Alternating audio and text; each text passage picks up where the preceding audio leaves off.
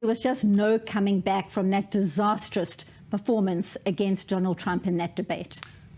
It was a disastrous performance, and it really is more than just one bad night. It revealed something that much of the country had and the world had suspected was the case. It revealed that his mental acuity was way, way down, and nothing that happened since convinced anyone I have spoken to that Biden is fit to run again and serve again 4 years as president. In fact, realistically, the question is whether he's fit to complete the term, and I think that issue, it's not an elegant one, but it may come up. It may come up because there's also political arguments for having Harris run as the incumbent president. I agree with Mark. He had to step down.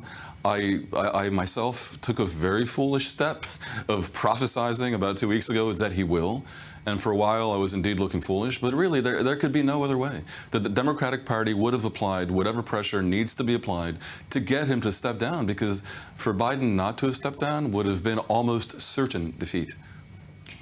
Over and above, you've got the likes of Barack Obama saying it's time behind the scenes. You've got George Clooney publicly saying it's time. What do you make of the pressure that Joe Biden was facing? Under intense pressure, all of the factors, and we don't know how Joe Biden has reacted to this recent bout of COVID. What Dan was saying about stepping down, I think from what I just read, the Speaker of the House has now demanded that he resign.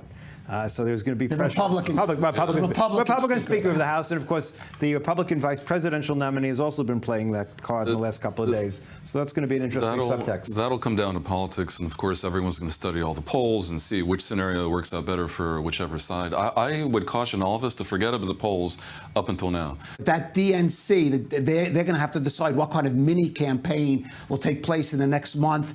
And yeah, this is new territory, unprecedented to have a 1 month campaign. And first someone has to decide to run. That's a big question. You hear a lot of talk about an open convention. It doesn't seem realistic at this point, I have to say. Open convention, it means in the essence it has to be, because you can't have primary votes. So in some way it has to be a kind of open convention. But I agree, it seems unlikely that any major Democratic politician of the ones you spoke about, Gavin Newsom, I think Richard Whitmore already said this evening, the governor of Michigan, she will not run. I don't think any of those figures will run against Kamala Harris. It'll be so difficult for them to push aside in any way a candidate seen as A, the anointed one, and B, a woman of color. 100%. You might see some little-known Democrat, maybe from the more centrist wing of the party, deciding to challenge her just to get national recognition. But I would say, overwhelmingly now, it looks like Kamala Harris. The next big question is who's the vice president. Exactly, that'll be the race. That's going to be the race. And don't be so surprised. I think Gretchen Whitmer and Kamala Harris are going to be very appealing all-women ticket to go hard on the abortion. Let me throw another name out there. Josh Shapiro, centrist Democratic, and it gives you Pennsylvania. Could be. It would be unprecedented to have a Jewish nominee for vice president, but that would be interesting. That'll be a white man, in my opinion.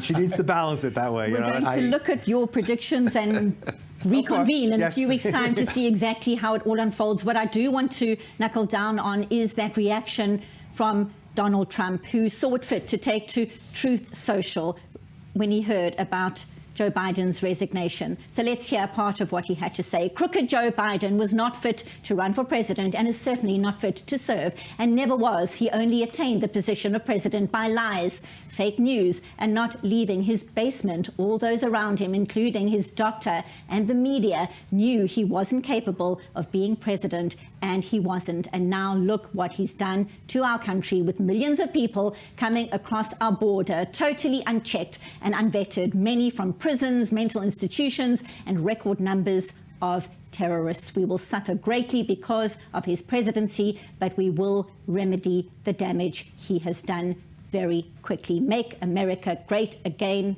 Dan Perry, this does not surprise you. There were some who might have thought surviving an assassination attempt might temper one's response in a crisis and a situation like this. Your reaction? It speaks for itself. It has every last ounce of the grace and class that we have come to expect from the Republican nominee. I think any further word can only dilute the impact of the tweet, or the post, which is clearly disgraceful. Yeah. It's going to be very interesting now, the dynamics between President Biden and Benjamin Netanyahu. There's a big difference between a president who is seeking re-election, also among the Jewish vote, and those that know they are lame ducks. And we have seen lame duck presidents in recent history take actions they knew would not be popular with, for example, Jewish voters, the recognition of the PLO that was done by the senior George Bush.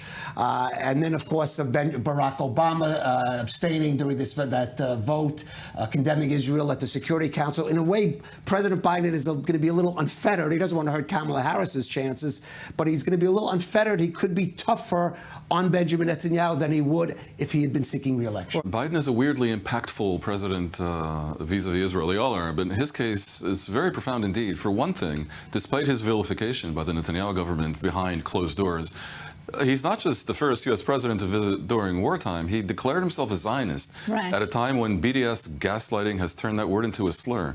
He's a genuine friend of Israel. When he labors so hard and so mightily against the forces of the universe and the government of Israel to organize for Israel a way out of this war that involves an alliance with Saudi Arabia and practically with NATO, that comes out of love for Israel.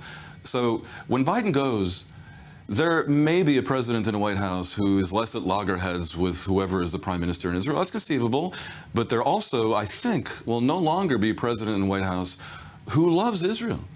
And who probably wants peace as much as anyone on this panel. He's the last of a generation. Yeah. I love of Israel, but wouldn't Joe Biden love to leave office with a breakthrough Middle East agreement, like you said, establishing relations between the Saudis and Israel and creating this Middle East NATO against Iran? That's a legacy achievement. It would. And Joe Biden, this gives him even more motive. This is his chance, his only chance to achieve that over the next 6 months.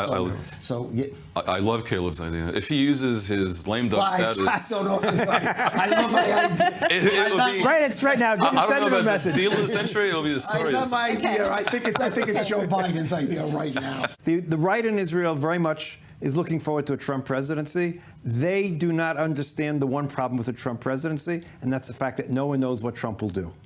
It's a big unknown what he's going to do. He may love Israel, but he may not know any way to show it. You know what Trump won't do, which is pressure Israel and the Palestinians on humanitarian decency grounds. An already country on a humanitarian issue. Tributes are coming in swift and fast. Josh Shapiro, one of the names we were mentioning earlier within the Democratic Party, calling Joe Biden one of the most consequential presidents in the history of the U.S. Parting shots. I've got 20 seconds. The legacy he leaves.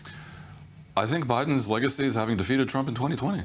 It's as simple as that. Absolutely that, but also passing some important legislation over the period of time he was president. I'd have to go with what Dan said, that he beating Donald Trump in that race, and I think that's how he's going to be mainly viewed in history, political history, for good or bad, depending on your view of Donald Trump.